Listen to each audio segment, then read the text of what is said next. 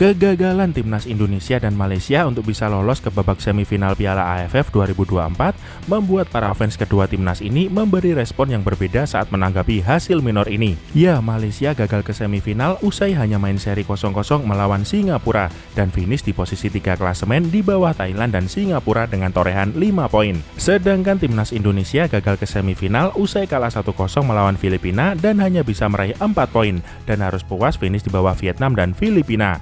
Dan kegagalan kedua negara ini nampaknya ditanggapi serius oleh para fans, terutama dari kubu timnas Malaysia Sob. Ya, mereka merespon kekalahan Malaysia dengan melakukan aksi kerusuhan di sebuah stasiun LRT usai timnasnya disingkirkan Singapura di babak fase grup. Tak hanya itu, Piala AFF kali ini nampaknya terlihat sangat berarti untuk Ultras Malaysia. Pasalnya saat away ke Thailand pun, mereka juga sempat bentrok dengan fans tuan rumah. Dan bahkan beberapa fans Malaysia harus dirawat karena mengalami luka-luka. Tapi yang paling parah menurut admin Ultras Malaysia bahkan ada yang sampai ditangkap pihak kepolisian karena merampok dan bahkan menghilangkan nyawa seseorang karena butuh dana untuk bisa away ke Kamboja demi mendukung Malaysia di turnamen AFF.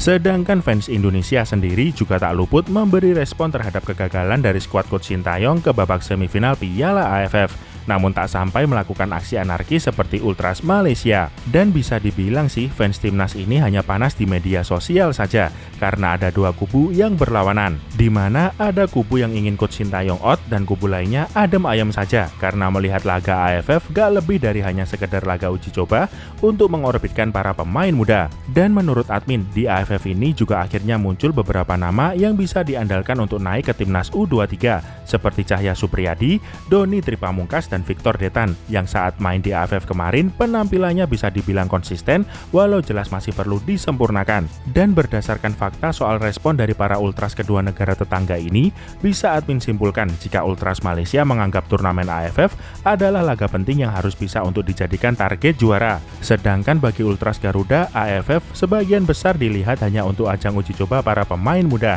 Dan bila ada yang menginginkan coach Sintayong out, ini rasanya hanya sebagian suara kecil dari keseluruhan para fans Garuda. Wah, jadi apa pendapatmu melihat perbedaan pandangan antar kedua ultras ini soal turnamen AFF Sob? Silahkan beri jawabanmu di kolom komentar.